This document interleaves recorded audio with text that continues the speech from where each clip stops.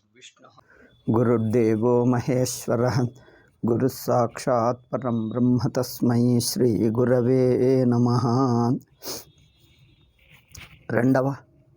రెండవ అధ్యాయం ఈరోజు తెలుగు గీతా భాష్యం రెండవ అధ్యాయంలో 21వ శ్లోకం. వేదా వినాశనం నిత్యం యయేన మజమవ్యయం కథం సపురుష పార్థకం ఘాతయతి హంతికం అనే శ్లోకం మీద భాష్యాన్ని చూస్తున్నాం. ఓకే, అయితే ఆత్మను తెలుసుకున్నవాడు నిర్వికారి అవుతాడు. అంటే తెలుసుకున్న తరువాత నిర్వికారి అవుతాడు అని కాదు అక్కడ అర్థం. పూర్వపక్ష ఏమనుకున్నాడు, ఆత్మ నిర్వికారం అయితే కానీ మరి నిర్వికారమైన ఆత్మను తెలుసుకుంటే తెలుసుకున్నవాడు నిర్వికారి ఎట్లవుతాడు అని ప్రశ్న.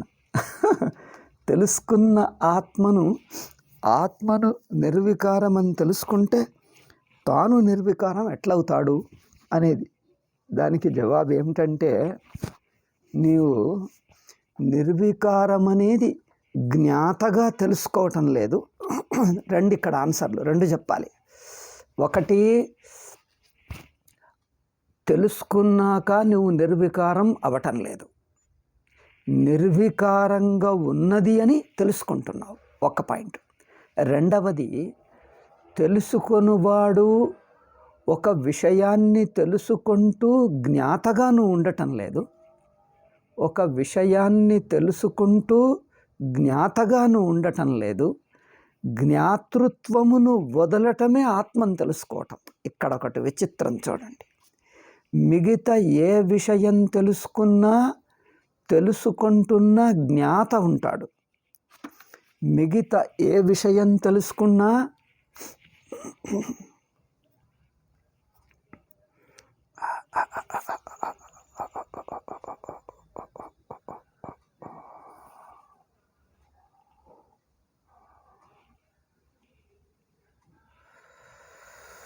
గీతాభాష్యం నడుస్తున్నది.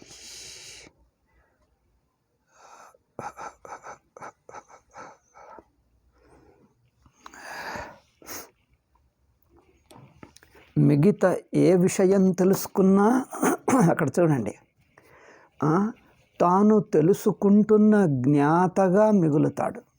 అంటే జ్ఞాతగా ఉంటూ తెలుసుకుంటాడు.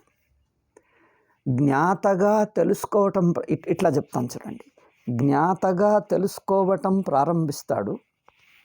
జ్ఞాతగా విషయమును తాను జ్ఞాతగా ఉంటూ జ్ఞేయమును తెలుసుకోవటానికి ప్రయత్నిస్తాడు. జ్ఞాతగా ఉంటూ తెలుసుకుంటాడు జ్ఞేయమును. తెలుసుకున్న తర్వాత కూడా జ్ఞాతగా కొనసాగుతాడు. అది పాయింట్. కానీ ఆత్మను తెలుసుకునేటప్పుడు జ్ఞాతగా తెలుసుకోవాలన్న జిజ్ఞాస కలుగుతుంది. తెలుసుకోవటానికి ప్రయత్నిస్తుంటాడు. తెలుసుకోబోతూ జ్ఞాతృత్వమును తొలగించే ఆత్మను తెలుసుకుంటాడు. జ్ఞాతృత్వమును తొలగించి ఇంకా అంటే ఏమిటి, జ్ఞాతృత్వరహిత స్వతసిద్ధంగా ఉన్న ఆత్మను తెలుసుకుంటాడు. అంటే స్వతసిద్ధ ఆత్మనే అయిపోవటమే, ఆత్మగా ఉన్నానని గుర్తించటమే ఆత్మను తెలుసుకోవటం. నిర్వికారమైన ఆత్మ తాను, అది జ్ఞాతృ కాదు జ్ఞేయం కాదు అని తెలుసుకోవటమే జ్ఞానం. అక్కడ చూడండి, జ్ఞాతగా ఉంటూ ఆత్మను జ్ఞేయంగా తెలుసుకోడు, తాను జ్ఞాతగా ఉంటూ ఆత్మను తెలుసుకోడు. మరి ఎట్లా అంటే, జ్ఞాతృత్వమును వదిలి ఆత్మ జ్ఞేయము కాదు జ్ఞాతృ కాదు. అంటే నేను జ్ఞాతృగా ఉంటూ ఆత్మను జ్ఞేయంగా చెయ్యటం లేదు. ఈ జ్ఞాతృ జ్ఞేయము రెండు లేనట్టి స్వతసిద్ధ స్వరూపంగా గుర్తిస్తాడు. అట్లా అందుకని ఆ స్వతసిద్ధ చైతన్య ఆత్మ అది నిర్వికారం. అయితే ఇక్కడ ఇంకొక ప్రశ్న, అయితే తాను తెలుసుకోకముందు జ్ఞాతగా ఉన్నాడు, అయితే తెలుసుకోవటమే ఒక వికారం కదా అంటాడు. ఇంకొకటి, ఇక్కడ నిర్వికారం అనే మాటను కర్మలో నిర్వికారం ఉన్నది. కర్త కర్మ చేస్తే ఒకటిగా ఉన్నవాడు పనిచేసి ఇంకొకటి అవుతాడు. ఒకటిగా ఉన్నవాడు కర్మ పని చేసి ఇంకొకటి అవుతాడు, అక్కడ మారుతాడు. కర్మ చెయ్యటం అంటేనే వికారం. అయితే జ్ఞానం కూడా వికారం కదా అంటాడు. జ్ఞానం వస్తుతంత్రం కావచ్చు, కానీ అజ్ఞాతంగా ఉన్నవాడు అంటే తెలియకుండా ఉన్నవాడు తెలుసుకుంటున్నవాడిగా అవుతున్నాడు. తెలియని అజ్ఞేయము తెలియనిదిగా ఉన్న జ్ఞేయం ఇప్పుడు జ్ఞాతం అయింది, జ్ఞేయం జ్ఞాతమైంది.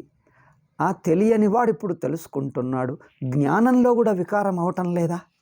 అది ప్రశ్న. కర్మలో వికారం అవుతుంది, జ్ఞానంలో కూడా వికారం అవుతుందా లేదా? అవుతుంది. ఎట్లా? జ్ఞానంలో కూడా వికారం అవుతుంది కదా అని పూర్వపక్షి అంటాడు. ఇక్కడ సిద్ధాంతి చెప్తాడు, కాదు. అజ్ఞానంలో తాను జ్ఞాతృగా ఉంటాడు గనక అది వికారశీలుడు. అజ్ఞానిగా వికారశీలుడే కానీ జ్ఞానస్వరూపం ఆ బ్రహ్మను తెలుసుకుంటే వికారశీలుడు కాదు. తెలియకముందే వికారశీలత. అంటే తెలియకముందు దేహేంద్రియాలను అభిమానపడుతున్నప్పుడు నేను అనే ప్రత్యయం ఉంటుంది అక్కడ. ఆ నేను ప్రత్యయం అంతఃకరణ ధర్మం గనక ప్రత్యయం నిరంతరంగా మారుతూ ఉంటుంది.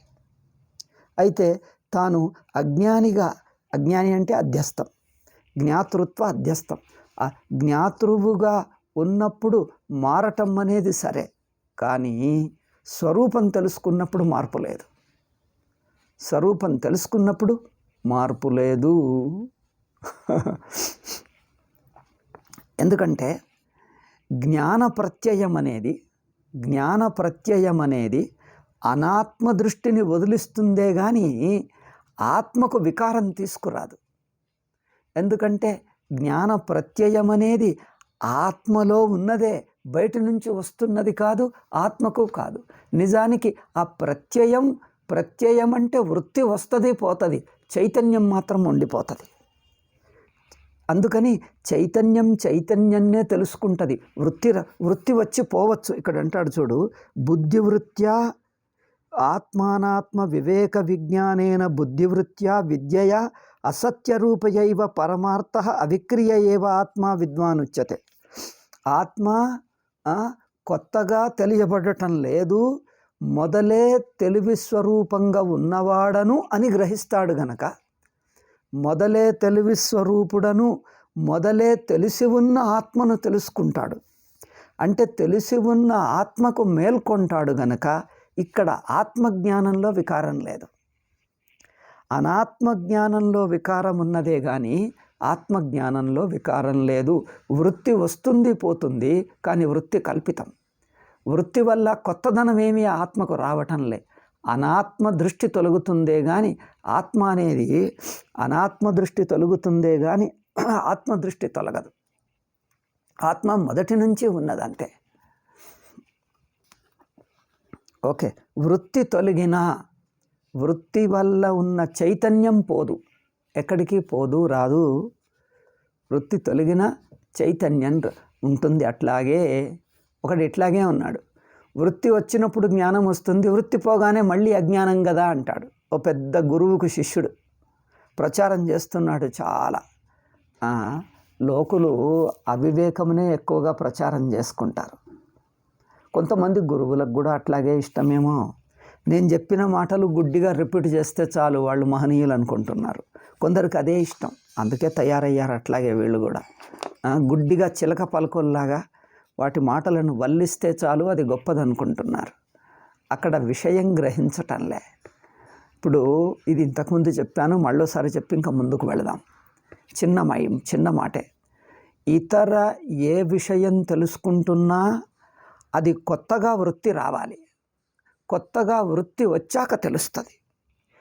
ఇతరం అంటే తనకంటే ఇతరమైన ఏ విషయం తెలుసుకుంటున్నా వృత్తి కలిగి అది మన దృష్టిలో పడుతుంది, మన అనుభవంలో పడుతుంది, అంటే మన స్పృహలోకి వస్తుంది.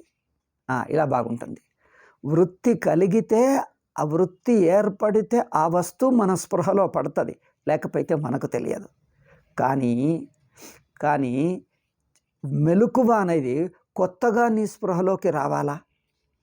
మెలకువ అనేది నీకు కొత్తగా స్పృహలోకి రావాలా? ఇప్పుడు మిగతాది పుస్తకం అంటే జ్ఞాపకం వచ్చింది, చెట్టు అంటే తెలిసింది, గోడ అంటే తెలిసింది, టేబుల్ అంటే తెలిసింది. ఇక తాను అంటే ఇప్పుడు తెలిసింది అంటాడా? తాను అనేది ముందే ఉన్నాడుగా. నువ్వు అనక ముందే తానున్నాడు. నువ్వు తాను అని అన్న తర్వాత కొత్తగా నాకు జరిగింది ఏమీ లేదు. తనకంటే ఇతరమును తలుచుకోవటం ఆపేస్తాడంతే. అక్కడ తన గురించి కొత్తగా వృత్తి రానక్కర్లే. ఇతర వృత్తులన్నీ తొలగించేస్తే తానుండిపోయాడు కదా. అట్లా అందుకని తనను తెలుసుకోవటం కూడా వికారం కాదు. ఆత్మను తెలుసుకోవటం వికారం కాదు, తెలిసిన తర్వాత వికారం కాదు. ఎందుకంటే తెలియకపోవటం, తెలుసుకోవటం, ఆత్మను తెలియకపోవటం, తరువాత తెలుసుకోవటం, ఈ రెండూ కూడా అధ్యస్థాలే. ఆత్మ తెలియకపోవటం, మళ్ళీ తెలుసుకోవటం, ఈ రెండు కూడా అధ్యస్థాలే. ఈ రెండు అధ్యస్థాలే గనక తెలుసుకోవటం, తెలియకపోవటం అనే వృత్తులు రెండు అధ్యస్థాలే. ఆత్మ ఎప్పుడు ఒకటే, స్వతసిద్ధమే. ఆత్మ యొక్క స్వతసిద్ధం గనక ఆత్మ తెలియటానికి జ్ఞానానికి విషయమై తెలియదు, జ్ఞానానికి విషయంగా ఏర్పడి తెలియదు. అన్యవృత్తిని తొలగించి ఆ వృత్తి చైతన్యంలోనే మునిగిపోతుంది. ఆత్మ చైతన్యం మిగిలిందంతా తొలగించి ఆ వృత్తి వచ్చి చైతన్యంలోనే మునిగిపోతుంది, కానీ చైతన్యానికి బయట ఉండదు. అందుకోసం అది వికారం కాదు. అట్లా వృత్తి తప్పుడు వృత్తే, మిథ్యావృత్తే అధ్యస్థమే. వృత్తి అధ్యస్థమే, కానీ అన్యత్వం తొలగించే అధ్యాస ఇది. మిగిలిందంతా తొలగించే అధ్యాస గనక ఆత్మకు కొత్తగా ఏమీ దొరకదు, కొత్తగా ఏమీ జరగదు, స్వయంగానే ఉంటుంది. ఇట్లా ఓకే. అవిదుషః ఏవ కర్మాణి విహితాని. ఇక దీని తర్వాత అంశం అంటాడు. అందుకోసం ఇక్కడ ఏమన్నాడు? తనను తెలుసుకుంటే, మొదలు తెలుసుకోవటం ఒకటైంది, తెలుసుకుంటే ఆత్మ నిర్వికారం అనేది ఒకటైంది. ఇక రెండవది తెలుసుకుంటే ఇంకా ఏ కర్మలు ఉండవు. అందుకోసం ఇక్కడ విదుషః కర్మ అసంభవ వచనాత్, జ్ఞాని ఏ కర్మలు చేయలేడు. ఎందుకంటే కర్మలు చెయ్యటం అంటే కర్తగా ఉండటం, మార్పు పొందటం, అంటే అవస్థలో ఉండటం అని అర్థం. కర్తగా ఉండటం అంటే జీవుడిగా ఉండటం, అంటే అవస్థలో ఉన్నాననే భావంలో ఉండటం. అటువంటి వాడు అవస్థలో మారుతాడు, కదులుతాడు. ఎందుకు? తాను అవస్థలో ఉన్నటువంటి ఒక వ్యక్తి గనక. అవస్థలో ఉన్న ఒక వ్యక్తిని గనక కదులుతాను, మారుతాను. అవస్థనే లేనట్టి చైతన్యం నేను, మొత్తం అవస్థ నాలో ఉన్నది. అవస్థనే తనకు లేనట్టి చైతన్య మాత్రం అని తెలుసుకున్న వాడికి ఇంకా తాను కర్త కానప్పుడు, వ్యక్తి కానప్పుడు, దేశకాలాల్లో లేనప్పుడు కదలికలు, మార్పులు ఎట్లా ఉంటాయి? కనుక విదుషః కర్మ అసంభవ అన్నాడు. తత్వజ్ఞాని కర్మలు ఏవి చెయ్యలేడు అంటే, తత్వజ్ఞానిని వ్యక్తి అనుకుంటే ఈ ప్రశ్న వస్తుంది. అయ్యో అదెట్లా అంటాడు. తత్వజ్ఞాని వ్యక్తి కాదయ్యా, వ్యక్తి కాడు, అవస్థలు కూడా లేనట్టి స్వతసిద్ధ బ్రహ్మ. అవస్థలోని వ్యక్తి కాదు, అవస్థలు కావు. చూడండి, అవస్థలోని వ్యక్తి కాదు, అవస్థలు కావు, తాను సాక్షి మాత్రం. అట్లా అవస్థలోని వ్యక్తి కాడు,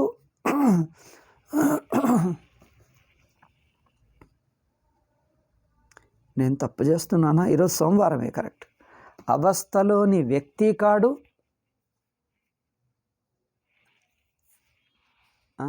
అవస్థలు కావు, అవస్థలు లేవు. అవస్థలోని వ్యక్తి కాడు, అవస్థలు తాను కాదు, అట్లా ఉన్నాడు. అది అటువంటి తాను స్వతసిద్ధ తాను కర్మ అసంభవాత్. కర్మ అంటే వ్యక్తిగా ఉండటం కానీ, మార్పులు పొందటం కానీ, ఏదో చెయ్యటం కానీ, ఒకదాన్ని పొందటం కానీ. చెయ్యటం పొందటం రెండూ లేవు. కర్త కర్మఫల ప్రాప్తి అంటే అర్థం ఏంటిది? చెయ్యటం, ఒకదాన్ని పొందటం, ఈ రెండూ ఉండవు. కనుక విదుషః కర్మ అసంభవ వచనాత్. ఇట్లు జ్ఞానికి ఏ కర్మలు కూడా వీలు జరిగే వీలు లేదు అని చెప్పటం వలన, ఏ కర్మలు కూడా జరగటం వీలుండదు అని చెప్పటం వలన ఏమైంది? యాని కర్మాణి శాస్త్రేణ విధీయంతే. ఏ కర్మలు అంటే శాస్త్రంలో చెప్పబడ్డాయో, నువ్వు అది చెయ్యు ఇది చెయ్యు అని శాస్త్రము కర్మలను విధిస్తుంది. శాస్త్రం అంటే పెద్దలు, శాస్త్రాలు, గురువు, తల్లిదండ్రులు, సమాజం, మన చట్టాలు, ఎవరు మనకు ఆజ్ఞాపించిన, ఎవరు అంటే మనకు రకరకాలుగా ఉన్నాయి. సమాజం కానీ, పెద్దలు కానీ, ఇంకెవరైనా కానీ మనల్ని ఆజ్ఞాపించటం అంటే రెండూ ఉన్నాయి. ఆజ్ఞాపించటం ఉన్నది, బలవంత పెట్టడం ఉన్నది, ఇంకోటి ఏమున్నది? ప్రార్థించటం ఉన్నది. అయ్యో దయచేసి ఇది చెయ్యండి అని ప్రార్థన చేస్తారు. ప్రార్థన చేసినా కూడా ఒక కర్తనే కదా మీరు చెయ్యండి అని మనం ప్రార్థిస్తాం. ఒకళ్ళను దయచేసి నాకు ఈ పని చేసి పెట్టండి అంటే అది ప్రార్థన. అది మీకు బలవంతంగా చెప్పటం లేదు, కానీ వేడుకుంటున్నారు. అది బలవంతంగా చెప్పకున్నా వేడుకుంటున్నాం గనక, బలవంతంగా చెప్పకున్నా వేడుకుంటున్నాం గనక అది కూడా ఒక ఆజ్ఞనే. అది కూడా ఒక ఆజ్ఞనే కదా, అవునా? అయితే కర్మ అసంభవం అంటారేమిటి అంటే, శాస్త్ర విహితం కర్తకే కర్మలు విధించటం వీలవుతుంది. అంటే నేను కర్త అనుకున్నవాడికే నువ్విది చెయ్యు అని చెప్పొస్తుంది. నేను కర్త అనుకునేవాడికే నువ్విది చెయ్యు అని చెప్పొస్తుంది. కర్తనే కాని వాడికి ఎవరు చెప్తారు? చెప్పినా అసలు ఆయనకు అంటదే. అందుకోసం అబ్బా ఒక్క నిమిషం,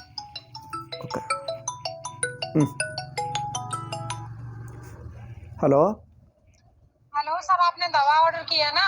नहीं किया है, आप बेवकूफ है क्या? ऑर्डर किया किस तमीज में रहो, एक कान पड़ा है ना यहाँ से, 1 मिनट में तमीज आ जाएगी। किसी ने नहीं किया, डोंट डिस्टर्ब मी।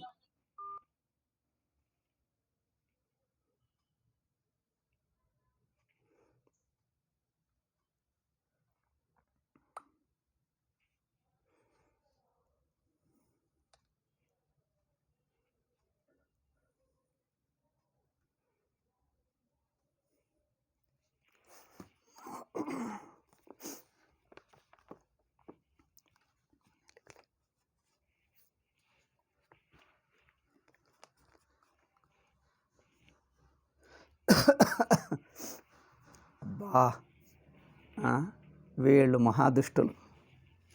ఎవరో ఫోన్ చేసి ఏదో బలవంతంగా చేయటం. యాని కర్మాణి శాస్త్రేణ విధీయంతే. చూడండి, యాని కర్మాణి శాస్త్రేణ విధీయంతే తాని అవిదుషో విహితాని.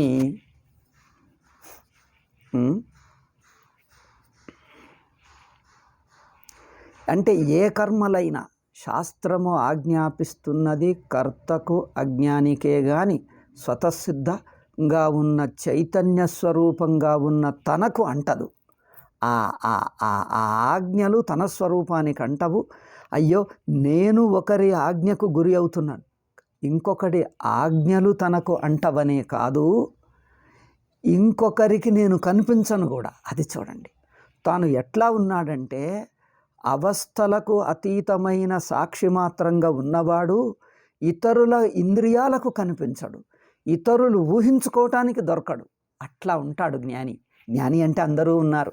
ఆత్మస్వరూపం ఇతరుల ఇంద్రియాలకు దొరకడు, ఇతరుల మనస్సుకు దొరకడు. అటువంటి వాడిని ఏం చెయ్యేస్తుంది? ఆయన్ని ఊహించుకోరాదు, ఆయన్ని చూడరాదు, ఆయనకి చెప్పరాదు. అటువంటి చైతన్య ఆత్మగా ఉన్నవాడికి యాని కర్మాణి శాస్త్రేణ విధీయంతే.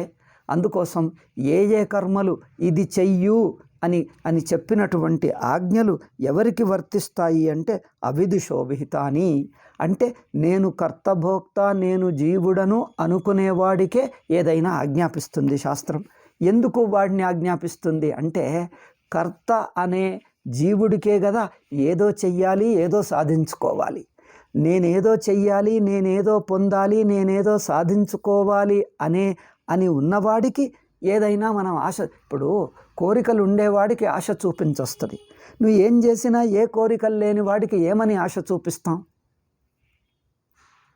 ఏ కోరికలు లేని వాడికి ఏమని ఆశ చూపిస్తాం? ఆశనే లేదు అక్కడ. నువ్వేం ఆయనలో ఆశనే లేనప్పుడు ఇదిగో నీకు ఇది బాగుంది తీసుకో, ఇగో ఇది కొనుక్కో, ఇగో ఇది చెయ్యి, ఇక్కడికి పో అంటే నాకు ఏది అవసరం లేదు, నేను హాయిగానే ఉన్నాను అనేవాడికి ఎవరు ఆజ్ఞాపించలేరు, ఎవరు ఆకర్షించలేరు. ఆకర్షించలేరు. ఇది దానికి మీకు ఇది ఇంకోటి ఆకర్షించలేరు, ఇగో మీకు ఇట్లా జరుగుతుంది అని ప్రోత్సహించలేరు. కర్మను ప్రోత్సహించలేరు, ఆకర్షించలేరు, బలవంత పెట్టను లేరు. ఎందుకంటే ఆయనకి ఏది ఇంట్రెస్ట్ లేదు. అట్లా లౌకికంగా ఒక పని మీద పెద్ద తత్వజ్ఞానే వదిలేయి, మామూలు మనిషి కూడా నాకు ఎక్కడికో వెళ్ళటం ఇష్టం లేని వాడికి అదిగో మీ టికెట్ కొనిస్తాం, మీకు ఇక్కడ ఇగో తక్కువ మీకు డిస్కౌంట్కు రైల్వే టికెట్ ఇస్తాం, మీకు ఇక్కడ బస్సు ఇస్తాం, ఇగో మీకు ఇక్కడ ఇట్లా ఉంటుంది అని, నాకు ఎక్కడికి వెళ్ళాలనే లేదు, ఆయన ఏం చెప్తే చేసుకో అంటాడు. అడ్వర్టైజ్మెంట్ చెప్తున్నవాడు ఏనేనో అడ్వర్టైజ్మెంట్ చేస్తే దాని మీద రుచి లేనప్పుడు అది అలా ఊరికి చూస్తాడు, వింటాడు, పట్టించుకోడు. వాడు ఏదన్నా మనకు పని చేయదు. అట్లాగే ఇది. అందుకని యాని కర్మాణి శాస్త్రేణ విధీయంతే తాని అవిదుషో విహితాని ఇది భగవతో నిశ్చయో అవగమ్యతే. అందుకోసం ఏ కర్మలు విహితాలో అవి శాస్త్రేణ విధీయంతే, అది అజ్ఞానికే విధించబడుతున్నాయి అని భగవంతుడైన కృష్ణుడి అభిప్రాయం అని శంకర్లు అంటున్నారు. దీని మీద ఒక ఆక్షేపణ చేస్తాడు. అదేమిటండి, కర్మలు అజ్ఞాని కోసమే విధించబడ్డాయి అంటున్నారేమిటి? జ్ఞానం కూడా అజ్ఞానికే కదా, కర్మలు మాత్రమే అజ్ఞానికి చూడు, నను విద్యాపి అవిదుషః ఏవ విధీయతే. ఇప్పుడు తత్వజ్ఞానం తెలుసుకో అనే ఆజ్ఞ కూడా ఆత్మావారే ద్రష్టవ్య, శ్రోతవ్య, మంతవ్య, నిదిధ్యాసితవ్య, ఆత్మను తెలుసుకో అని ఇచ్చేటువంటి ఆజ్ఞ కూడా అజ్ఞానికే కదా. మరి కర్మలే అజ్ఞానికి ఇవ్వబడ్డాయి, జ్ఞానం మాత్రం కాదు అని ఎట్లంటాం? జ్ఞానం కానీ కర్మలు కానీ రెండు అజ్ఞానికే కదా అంటాడు. చూడండి, ఎందుకంటే తత్వజ్ఞానికి ఇగో బ్రహ్మ తెలుసుకో అని చెప్పలేం కదా, చెప్పాల్సిన అవసరము లేదు కదా. అజ్ఞానికే, బ్రహ్మ తెలియని వాడికే తెలుసుకో అని చెప్తాం. మొదలే బ్రహ్మస్వరూపుడిగా ఉన్న జ్ఞానికే నువ్వు ఇది తెలుసుకో అని చెప్పలేం కదా. అందుకోసం జ్ఞానము కూడా అజ్ఞానికే, కర్మ కూడా అజ్ఞానికే. అటువంటప్పుడు మీరు అజ్ఞానికి కర్మ విధించబడింది, అజ్ఞానికే ఆజ్ఞలు ఉన్నాయి, కర్మ చెయ్యమనే ఆజ్ఞలు అనే మాట అనవసరం. ఎందుకంటే ఏదైనా అజ్ఞానికే కదా, కర్మలు కానీ జ్ఞానం కానీ రెండు అజ్ఞానికే కదా. ఎందుకంటే జ్ఞానికి జ్ఞానబోధ చెయ్యటం విదిత విద్యస్య పిష్టపేషణవత్. మొదలే తాను బ్రహ్మ అని తెలుసుకున్న వాడికి ఇంకా బ్రహ్మను బోధించటం అది ఎట్లా ఉంటుంది అంటే పిష్టపేషణవత్. అంటే ఏంటిది? పిసికిన పిండిని ఇంకా పిసకటంలో అర్థం ఏమిటి అంటే, ఇప్పుడు పిండి కొట్టటం, ధాన్యాలను పిండి చేస్తారు, ధాన్యాలను పిండి కొట్టిన తర్వాత మళ్ళీ ఇంకా పిండి కొడితే మళ్ళీ అదేమో ఉంటుంది, అది పిండి చేసే మషిన్ ఉంటుంది చూడండి, ఆ ఫ్లోర్ మిల్లులో మళ్ళీ వేస్తే ఏం ప్రయోజనం? పిండి అయింది కదా, పిండి కానే అయింది. అయిన తర్వాత ఇంకా మషిన్లో వేస్తే ఏమవుతుంది? పిండిని తీసుకుపోయి దంచినట్లున్నది. పిండి అయిన తర్వాత దంచటం ఎందుకు? దంచేది పిండి కోసం, అంటే పొడి కావాలని. పొడి అయిన తర్వాత ఇంకా దంచితే ఏం లాభం? దానివల్ల ఏమన్నా ప్రయోజనమా? అట్లా పిష్టపేషణవత్, పిండిని ఇంకా దంచినట్లు పిండి అయిన దాన్ని దంచితే, పిండిని దంచితే, ధాన్యాలను దంచితే పొడి అవుతుంది. పొడిని దంచితే ఇంకేం కావాలి? పొడి అయ్యింది కదా. విద్యా విధాన ఆనర్థక్యాత్, జ్ఞానికి విద్యను ఇదిగో తెలుసుకో అని చెప్పటం వ్యర్థం కదా. తత్ర అవిదుష, అందుకోసం అజ్ఞానికే కర్మలు అనటం ఎందుకు? నా విదుష ఇది విశేషో నోపపద్యతి, అందుకోసం అట్లా ప్రత్యేకంగా అజ్ఞానికే కర్మలు, జ్ఞానం కాదు అనటం ఎందుకు? అజ్ఞానం కానీ కర్మ కానీ అన్నీ అజ్ఞానికే కనుక మీరు అట్లా అనకండి అంట. దానికి నా తేడా ఉందయ్యా. మేము అజ్ఞానికే కర్మలు అనటంలో ఒక విశేషార్థం ఉన్నది. ఆ విశేషార్థమును దృష్టిలో పెట్టుకొని నేను ఇట్లా అంటున్నాను. ఏమిటది? అనుష్ఠేయస్య భావాభావ విశేషోపపత్తే, కర్మలు అజ్ఞానికే ఉన్నాయి, జ్ఞానం లేదు, జ్ఞానము అజ్ఞానికి కాదు అంటే అక్కడ నువ్వు అన్నది నిజమే, కానీ అక్కడ కొంచెం తేడా ఉన్నది. కొంచెం తేడా ఉన్నది. ఏమిటది? అనుష్ఠేయంలో, ఆచరించటంలో తేడా ఉన్నది. అజ్ఞానికి చూడు, అజ్ఞానికి ఇది చెయ్యు అని వాక్యం చెప్పితే వింటాడు. అజ్ఞానికి ఇది చెయ్యు అని చెప్పితే విన్న తర్వాత ఒక కర్మ యొక్క ఆజ్ఞను ఇచ్చిన తర్వాత ఆచరించటం ఉంటుంది. కర్మ గురించి తెలుసుకున్న తర్వాత ఇక ఆచరించాల్సింది ఉంటుంది. కానీ జ్ఞానంలో నువ్వు బ్రహ్మ అని చెప్పితే తెలుసుకున్న తర్వాత ఇంకా ఆచరించటం ఉండదు. అందుకోసం అతనికి ఇంకా ఆజ్ఞలు లేవు. తెలియజెప్పటమే కానీ ఆజ్ఞాపించటం లేదు. అక్కడ ఉన్న విషయం తెలియజెప్పేస్తే ఇంకా అతనికి చెయ్యవలసింది ఏమీ మిగలదు. కర్మలో అయితే ఇగో ఇది చెయ్యు అని చెప్పితే అంటాడు. అని తెలుసుకొని అట్లాగే కూర్చుంటే మళ్ళీ ఇతను అంటాడు, నీకు చెయ్యమని చెప్పాను, వెళ్ళి తీసుకురా అంటాడు. అంటాడు, మళ్ళీ అక్కడే కూర్చుంటాడు. అని అట్లాగే, ఏమయ్యా నేను చెప్పింది విన్నావా? విన్నాను అంటాడు. అర్థమైందా? అయింది అంటాడు. మరి ఏమిటి, ఏం చేస్తున్నావు అంటే కూర్చున్నాను అంటాడు. మరి నేను తెమ్మని చెప్పాను కదా అంటే నాకు అర్థమైంది అంటాడు. మరి అర్థమైతే ఎందుకు చేయటం లేదంటే మీరు చెప్పారుగా నాకు అర్థమైంది అంటే, అక్కడ పొయ్యి నీళ్లు తీసుకురా అంటే చెప్పింది వినటం అర్థం చేసుకుంటే సరిపోదు, చెప్పింది ఆచరిస్తే అది విన్నట్టు అవుతుంది. చెప్పింది ఆచరిస్తే విన్నట్టు అవుతుంది. ఇక్కడ మాత్రము జ్ఞానంలో నువ్వు బ్రహ్మ అని చెప్పితే అర్థమైంది అంటాడు. మరి అర్థమైతే ఇట్లెందుకు కూర్చున్నావు అంటే, మరి అర్థమైన తర్వాత ఇంకేం చేయాలి? నేను బ్రహ్మ అంటే బ్రహ్మగా అర్థం చేసుకున్నాక బ్రహ్మకి ఇంకా ఏం చెయ్యటానికి మిగలదే. అట్లా అందుకోసం కర్మ అజ్ఞానికే ఇవ్వబడింది అని చెప్పటంలో, జ్ఞానం కాదు అనటంలో ఈ తేడా ఉంది. అందుకని చూడండి, అగ్నిహోత్రాది అదే విషయాన్ని వివరిస్తూ భాష్యకారులు అంటారు, అగ్నిహోత్రాది విద్యార్థ జ్ఞానోత్తర కాలం, అగ్నిహోత్రాది కర్మ అనేక సాధన ఉపసంహారపూర్వక అనుష్ఠేయం. ఇక్కడ చూడు, ఇగో అగ్నిహోత్రం చెయ్యు అని చెప్పితే, ఇప్పుడు నీళ్లు తీసుకురాపో అని చెప్పితే నీళ్లు తీసుకురావటానికి పాత్ర ఎక్కడున్నది? నీళ్ళు ఎక్కడ దొరుకుతాయి? నీళ్ళు ఎక్కడ దొరుకుతాయి? పాత్ర ఏమున్నది? ఇవన్నీ తెలుసుకోవాలి.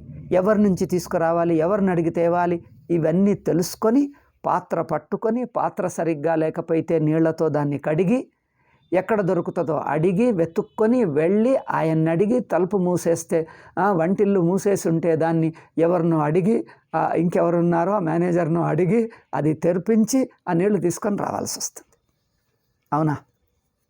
ఆ వంటిల్లు తెరిపించి, లేకపోతే ఇంకెవరికో బ్రహ్మచారికి చెప్పి తెరిపించి నీళ్లు తీసుకొని రావాల్సి వస్తుంది.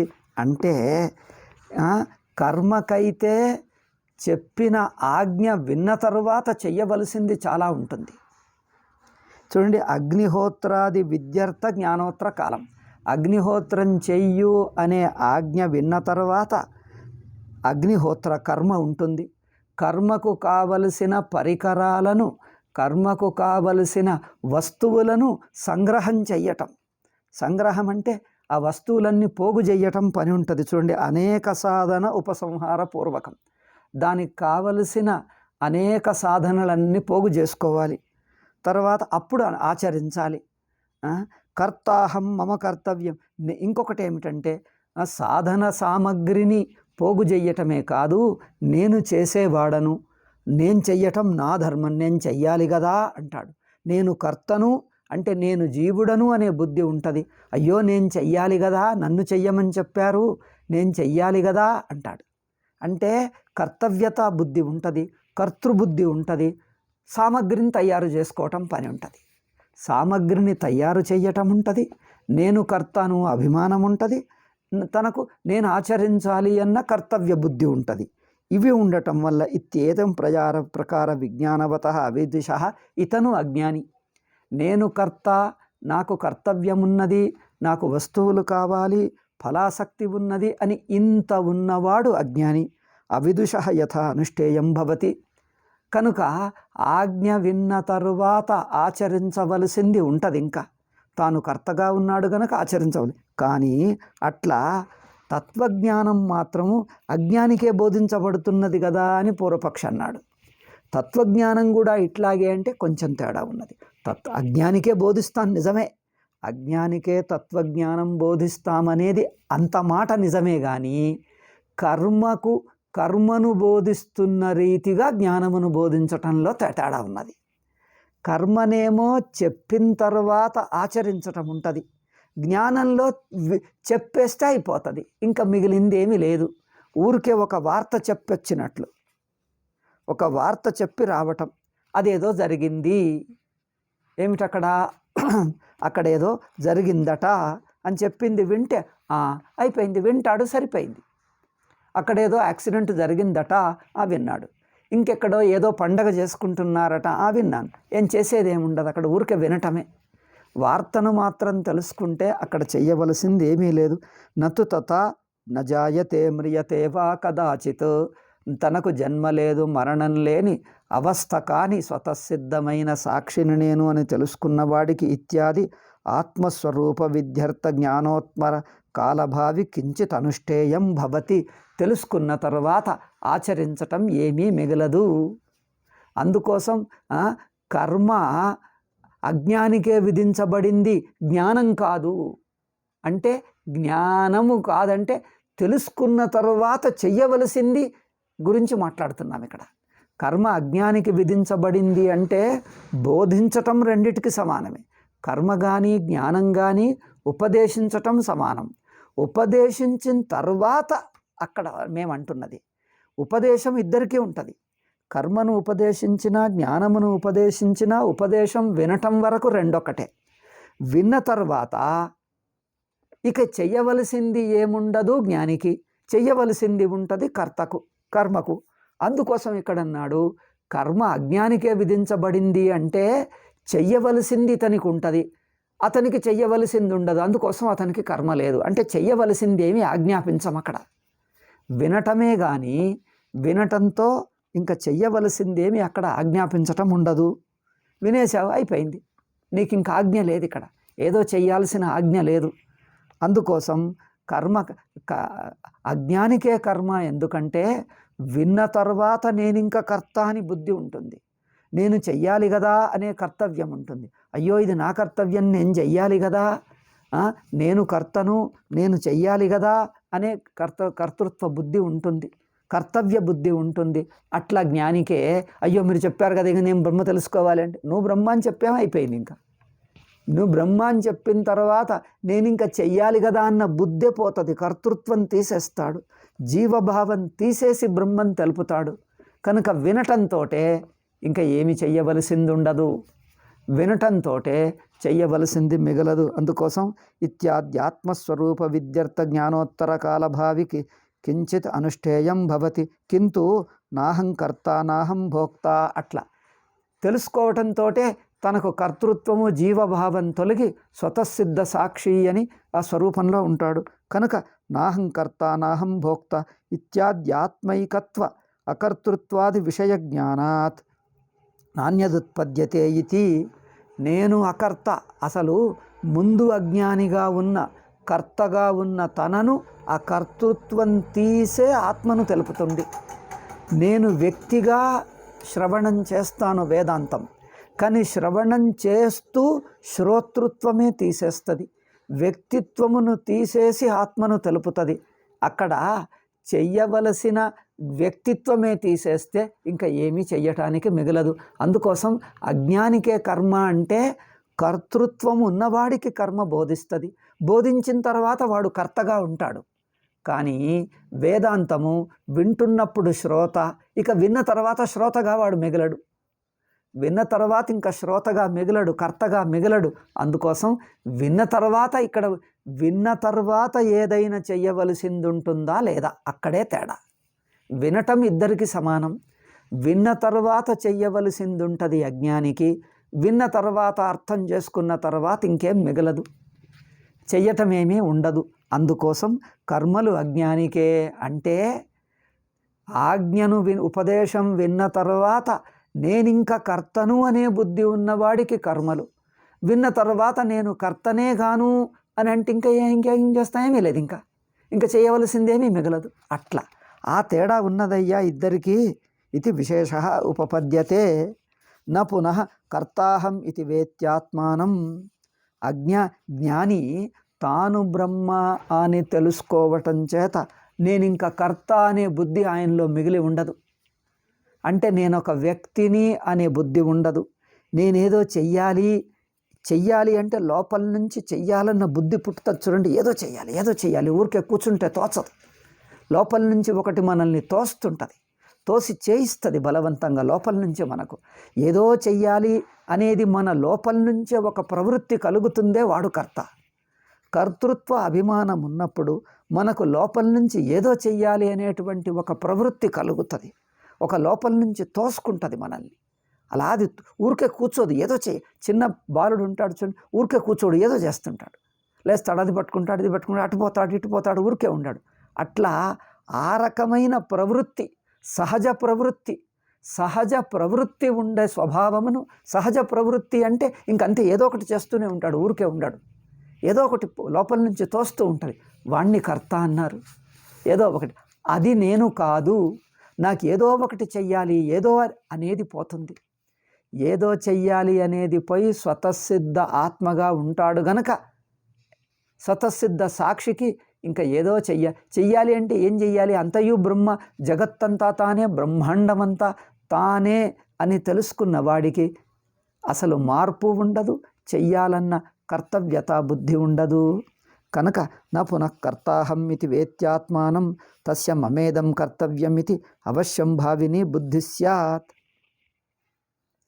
అయితే అజ్ఞానికి మాత్రం ఇగో ఇది చెయ్యు, ఇది మంచిది, ఇది బాగున్నది అని చెప్తాను, అయ్యయ్యో ఎక్కడ దొరుకుతుందండి, నాకు కావాలి, దొరుకుతుందా అంటే ఒకటి వినగానే ఆకర్షితుడు కాగానే ఇంకా అయిపోయింది. ఇక ఏదో చెయ్యాలి. ఒకవేళ నేను చెయ్యకున్నా నేను చెయ్యలేనండి, పోనీ ఎవరైనా నాకు తెచ్చి పెడితే బాగుండు, వీళ్ళు తెస్తారా, వీళ్ళు తెచ్చిస్తారా, లేకపోతే వాళ్ళే సప్లై చేస్తారా, ఏదో రకంగా పొందాలన్న తపన ఉంటుందే, అది కర్తృత్వం. కనుక అవశ్యం భావిని బుద్ధి స్యాత్ తదపేక్షయా అధిక్రియతే. ఈ బుద్ధి ఉండటం వలన, కర్తృత్వ బుద్ధి ఉండటం వలన అధిక్రియతే, అతను కర్తకి కర్మ ఆచరణకు యోగ్యుడవుతాడు. ఇది తం ప్రతి కర్మాణి సంభవంతి. సచ అవిద్వాన్, అతడు అజ్ఞాని. అంటే కర్తృత్వ భావం ఏదో చెయ్యాలనిపించేవాడు అజ్ఞాని.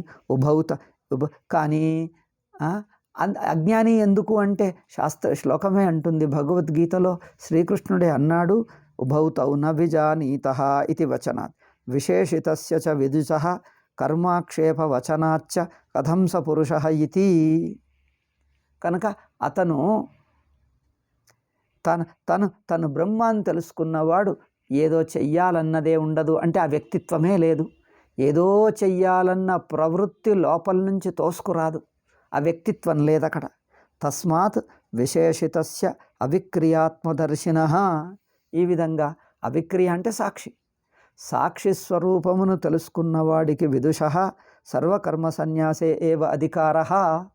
అంటే ఇక అన్ని కర్మలు వదిలేసి ఉండటమే అధికారం. అంటే ఇంకా కొత్తగా చెయ్యవలసిందేం లేదు. ఇప్పుడు చూడండి, జ్ఞానం పొందిన తర్వాత తాను సాక్షి అనే స్వరూపానికి మేలుకున్న తర్వాత ఇంకా దేనికి అధికారి అంటే సన్యాసంకు అధికారి. సన్యాసం అంటే అక్కడ ఏమన్నా చేసేదా? సన్యాసం అంటే మరొక కర్మ కాదు. సన్యాసం అంటే సాక్షిగా ఉండటమే, అంతే. సాక్ష్యం తెలుసుకున్నాక ఇంకా అదే సాక్షిగా ఉండిపోతాడు, అంతే. అదొకటి. అధికారం అంటే అక్కడ ఏదో చెయ్యటానికి అధికారం కాదు. అందుకని అతను సర్వకర్మ సన్యాసే ఏవ అధికారః అంటే కర్తృత్వం వదిలిపోయింది గనక ఏదో చెయ్యాలన్న ఏ ఆశలు లేకుండా ఉండిపోతాడు అని అర్థం. ఇది సన్యాసం తీసుకో, కర్మలు వదిలేయు అని ఆజ్ఞాపించటం లేదు. కర్మలు తానే వదిలిపోతే ఇంకా చేసేదేముంది? కర్మలు తానే వదిలిపోయిన స్వరూపమును ఇక్కడ ఊరికే వల్లిస్తున్నాడు అంతే. నువ్విది ఏ పనులు చెయ్యకు చెయ్యకు చెయ్యకు అని జ్ఞాపకం చెయ్యటంలే. ఇది జ్ఞాపకం చెయ్యాల్సిన అవసరమూ లేదు, ఎందుకంటే అతను కర్తనే కాదు. చెయ్యకు అని చెప్పనక్కర్లే, చెయ్యు అని అక్కర్లే. అంటే ఆయన ఉన్న స్థితిని అధికారి అని చెప్తున్నాడు అంతే. సన్యాసంకు అధికారి, అన్ని కర్మలు వదలటానికి అధికారి అంటే అతనికి అన్ని కర్మలు వదిలేసే ఉన్నాడు అని అర్థం. ఉన్న స్థితిని చెప్తున్నాడే కానీ ఆయనకేదో సన్యాసం చెయ్యు అని ఆజ్ఞాపించటం లేదు అక్కడ. అతయేవ భగవాన్ నారాయణ సాంఖ్యాన్ విదుష. అందుకని ఇక్కడ నారాయణ అంటే శ్రీకృష్ణుడు సాంఖ్యాన్ విదుష, తత్వజ్ఞానులను సాంఖ్యయోగి. సాంఖ్యయోగి అంటే భగవద్గీతలో జ్ఞానయోగిని సాంఖ్యయోగి అన్నారు. అయితే ఆ సాంఖ్యయోగిని అవిదుష కర్మాణి ప్రవిభజ్య, సాంఖ్యాన్ విదుష అవిదుషశ్చ కర్మాణి ప్రవిభజ్య ద్వే నిష్ఠే గ్రాహయతి. అందుకోసం సాంఖ్యులకు సాంఖ్యనిష్ట జ్ఞాననిష్ట, అజ్ఞానికి కర్మనిష్ట. కర్మనిష్ట అంటే కర్మ సాధనం అని. అజ్ఞాని కర్మలో ప్రవృత్తుడై ఉండాలి అని, అంటే కర్మలకు అంకితంగా కర్మలను ఆచరించాలి అని. ఇంకా సాంఖ్యులకు ఇంకా ఆచరించటం మిగలదు, ఊరికే తెలుసుకో, ఇంకా ఏమీ నీకు అవసరం లేదు, నువ్వేది చెయ్యనవసరం లేదు, ఊరికే తెలుసుకొని బ్రహ్మగా ఉండిపో. తెలుసుకో బ్రహ్మగా ఉండిపో, ఈ రెండు క్రియలు కావు. తెలుసుకోవటం బ్రహ్మగా ఉండిపోవటం ఈ రెండు క్రియలు కావు. అక్కడ చేసేది ఏదీ ఉండదు.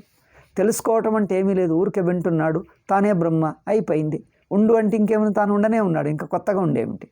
తాను ఉన్నదాన్ని నువ్వు ఇక్కడే ఉండు అని చెప్తే అర్థం ఏమిటి? వాడు ఇక్కడే ఉన్నాడుగా, ఉన్నవాడిని ఉండు అని చెప్పితే నువ్వు ఉండనే ఉన్నావు కదా అని అర్థం. అక్కడ నువ్వు ఇక్కడే ఉండు అంటే ఇంకా నువ్వు ఉంటున్నావు కదా ఎట్లాగో అని అర్థం. అంతేగాని నువ్వు ఉన్నవాడిని ఉండు అని ఆజ్ఞాపించడానికి అర్థం ఏమిటి? పోతున్నవాడికి వద్దు ఉండు అంటే అది ఆజ్ఞ అవుతుంది. నేను ఇక్కడే ఉంటానండి అంటే సరే ఉండు అన్నాడు అంటే ఇది ఆజ్ఞనా?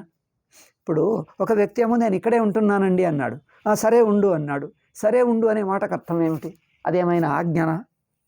అతను నేను ఇక్కడే ఉంటున్నాను అన్నాడు, తను సరే ఉండు అన్నాడు. సరే ఉండు అనేది ఆజ్ఞనా? అక్కడ ఏమన్నా కర్మ ఉందా? వాడు మొదలే ఉన్నవాడికి నువ్వు ఉండు అని చెప్పితే అది మొదలే ఉన్నవాడిని ఊరికే మాటనే కానీ అక్కడ ఏదో ఆజ్ఞ కాదు, ఒప్పుకుంటున్న మాటే కానీ నువ్వేదో చెయ్యు అన్న మాట కాదు. అక్కడ ఆజ్ఞ లేదు అందులో. ఆయన మొదలే ఉన్నాడు. మొదలే ఉన్నవాడికి చెప్పింది ఆజ్ఞ అనిపించుకోదు. వాడు మొదలే ఉన్నాడు. నేను చదువుతున్నానండి అంటే మంచి చదువుకో అంటే నేను మొదలే చదువుతున్నాను, ఇంకా చదువుకొని కొత్త ఆజ్ఞ ఏముంది? మీరు నేను చదువుతున్నానని చెప్పాను, మీరంటారు సరే చదువుకో అంటే చదువుకో అనేది ఆజ్ఞ నాది. చెయ్యని వాడికి ఏమయ్యా ఇది చెయ్యు, చదువని వాడికి ఇది చదువుకో అంటే ఆజ్ఞ అవుతుంది. చదువుతూ ఉన్నవాడికి సరే చదువుకో అంటే అర్థం ఏమిటి? ఆజ్ఞనా? ఎందుకంటే ఆయన మొదలే చదువుతున్నాడు, అక్కడ ఆజ్ఞ లేదు. అట్లాగే ఇతను అన్ని కర్తృత్వం వదిలేసి సాక్షిగా ఉన్నాడు. కర్తృత్వం వదిలి నేను కర్తను కాదు, వికారశీలుడను కాదు, స్వతసిద్ధ సాక్షిని అని తెలుసుకున్నవాడికి నువ్వు సాక్షిగా అయితే సరేలే ఏ కర్మ చెయ్యకు అని. చెయ్యకు ఏమిటి? నేను చేయటమే లేదు, చెయ్యటం నా స్వభావము కాదు. నేను సాక్షిగా ఏ కర్మ నాకు స్వయంగానే జరగదు. ఏ కర్మలు సాక్షి స్వరూపం ద్వారా కదలికలు మార్పులు జరగవు. నేను సాక్షిని అని తెలుసుకుంటే నేను మొదలే సాక్షినని తెలుసుకున్నాను అని అతను అంటాడు.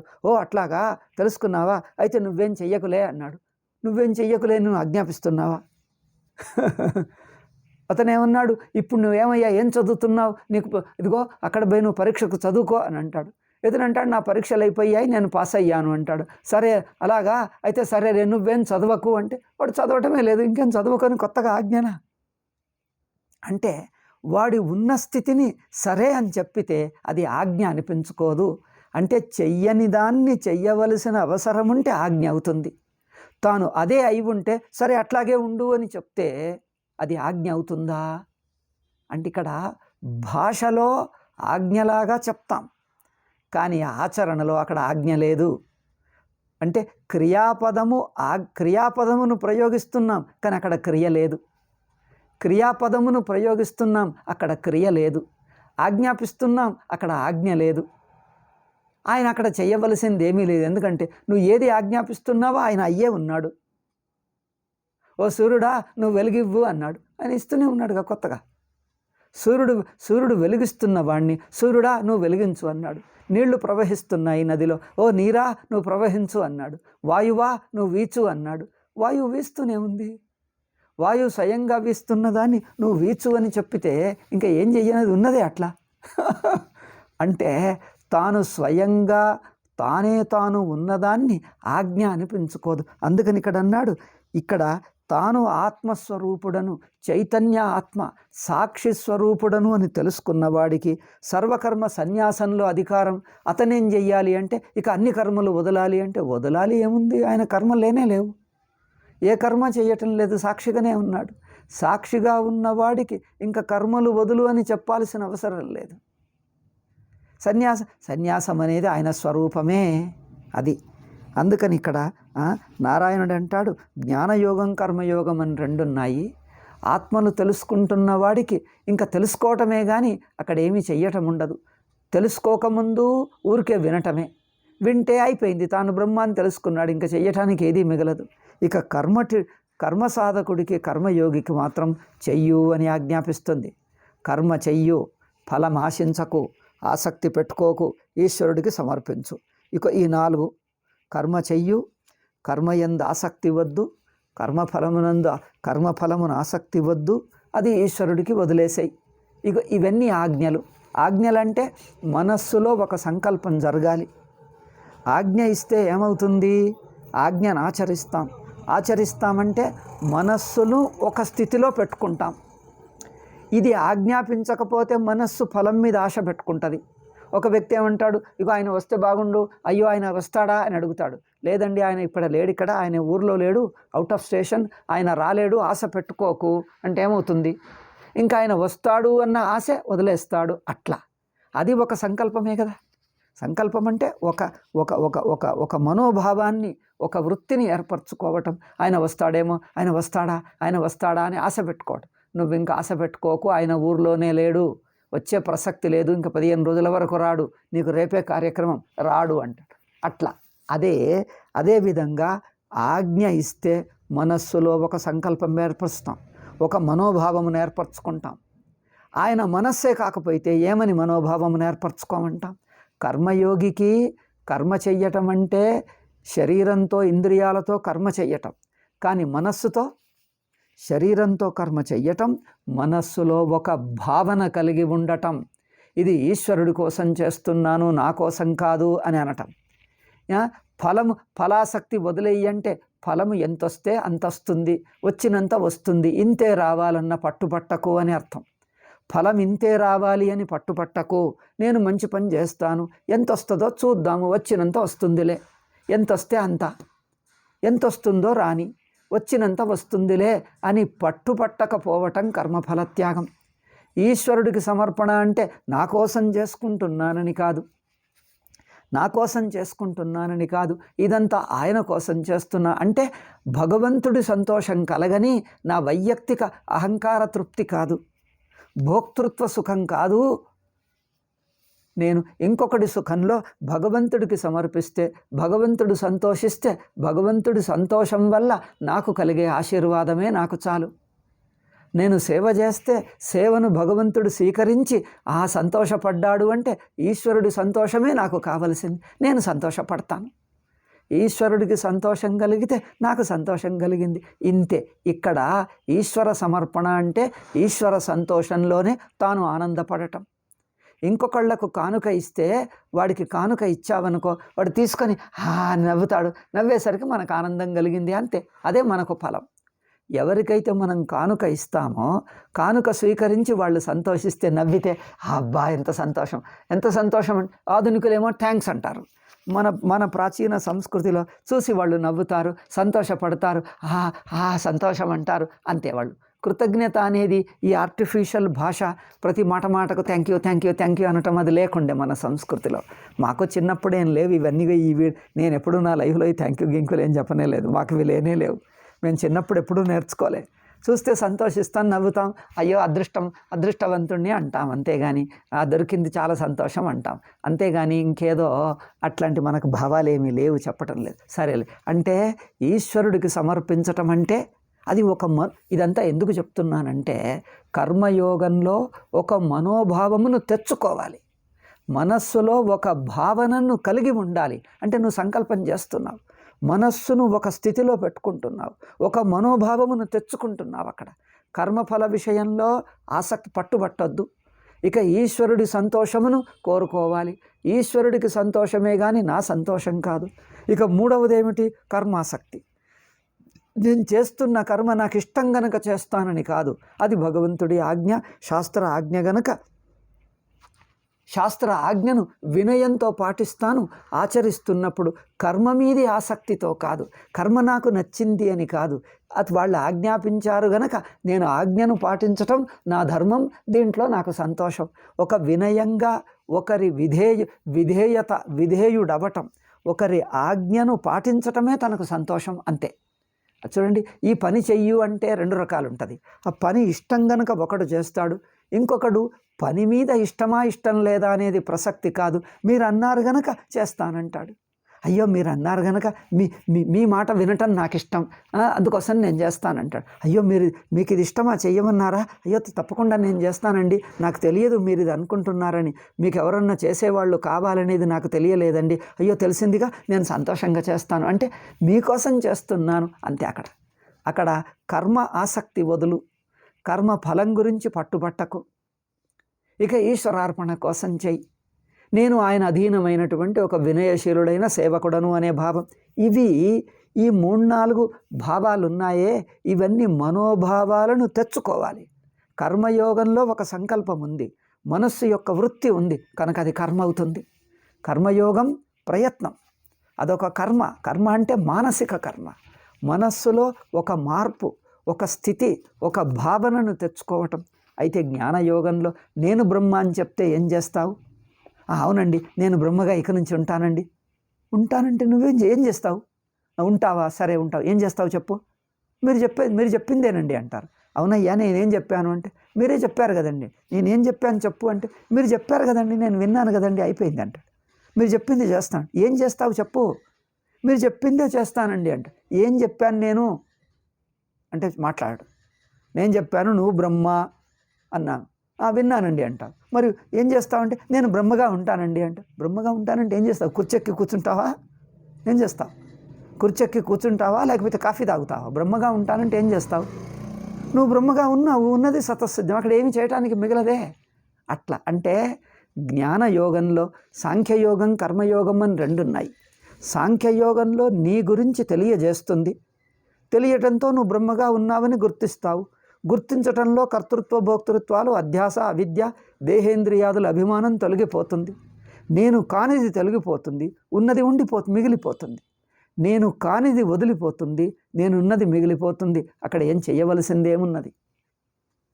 అయితే కర్మయోగి మాత్రం చెయ్యాలి, ఇదిగో మనస్సును ఇట్లా జాగ్రత్త పెట్టుకో, మళ్ళీ కర్మఫలం మీద ఆసక్తి రానివ్వకు, ఈశ్వరుడికి సమర్పిస్తే మళ్ళీ నా కోసం చేసుకుంటున్నానన్న భావన రానివ్వకు, ఇది ఈశ్వరుడి కోసమే చేస్తున్నాను నా కోసం అనే భావన రానివ్వకు. అట్లా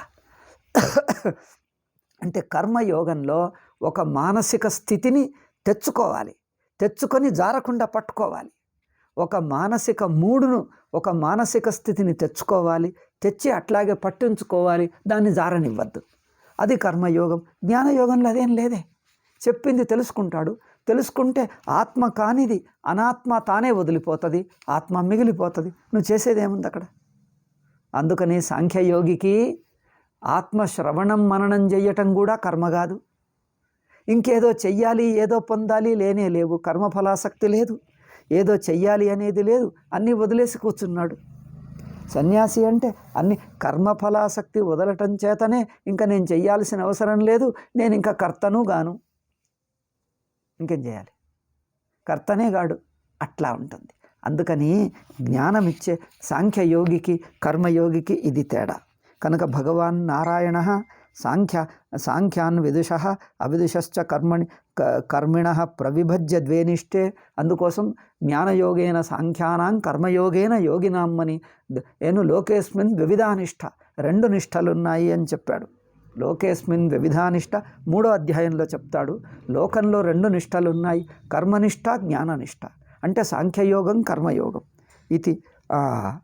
కనుక జ్ఞానయోగేన సాంఖ్యానాం కర్మయోగేన యోగినాం అని 2 నిష్టలను బోధించాడు. కర్మయోగంలో మానసిక స్థితిని పెట్టుకోవటం ఉన్నది. జ్ఞానయోగంలో నేను మనస్సే కాదు, నేను పెట్టుకునే కర్తనే గాను, మనస్సు నేను కాదు, నేను కర్తగాను, ఉన్నదేదో ఉన్నది, అక్కడ చేయవలసింది ఏమీ మిగలదు. అట్లా తథాచ క్రియాపత. ఇక వ్యాసుడు తథాచ పుత్రాయ ఆహ భగవాన్ వ్యాస ద్వావిమావత పంతానౌ.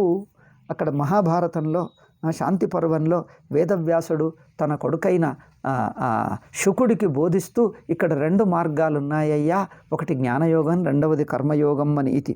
ఏతమేవ విభాగం అంటే అక్కడ మహాభారతంలో చెప్పిన దాన్నే ఇక్కడ భగవద్గీతలో చెప్పాడు.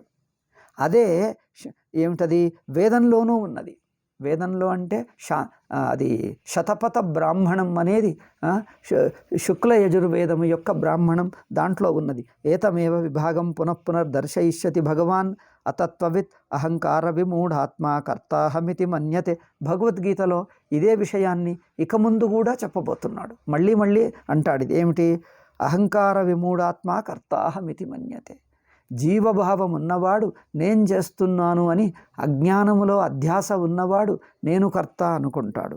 కానీ తత్వవిత్ మాత్రం నేనేది చెయ్యటం లేదు అంటే నేను చెయ్యటం లేదనే భావం కూడా ఉండదు అక్కడ. స్వతసిద్ధంగా ఉన్నాను అంటాడు. స్వతసిద్ధంగా ఉన్నదాన్ని నేను చెయ్యటం లేదు అనే మాటగా చెప్తున్నాడు అక్కడ. అవునా? ఇది తథాచ సర్వకర్మాణి మనసా సన్యస్యాస్తే. అతను ఇంకొక శ్లోకం కూడా అంటాడు, సర్వకర్మాలు మనస్సుతో వదిలేసి ఉంటాడు అని. దీని తర్వాత ఇంకొక చర్చ ఉన్నది. ఇగో ఇందులోనే ఇంకా 2-3 ఉన్నాయి. అయ్యో, ఈరోజు 2 పారాగ్రాఫ్లు చేసేసాం, 3 పారాగ్రాఫ్లు ముగించాం. మంచిదే. గీతాభాష్యం మరీ చాలా నిదానంగా సాగుతున్నది. ఇప్పుడు ఇంకా గబుక్కున అయిపోయింది. ఏమిటది? 1 పేజీ భాష్యం ఈరోజు ముగించేసాం. మంచిదే. నెక్స్ట్ పాఠంలో కూడా ఇలా 1 పేజ్ చేసేద్దాం. అవునా? అయితే సన్యస్యాస్తే సర్వకర్మాణి మనసా సన్యస్యాస్తే ఇత్యాది అని చెప్పాడు. చాలా ఇంకా మిగిలిన తర్వాత చెప్దాం. ఓం శాంతి శాంతి శాంతి. హరి ఓం శ్రీ గురుభ్యో నమః. హరి ఓం తత్సత్.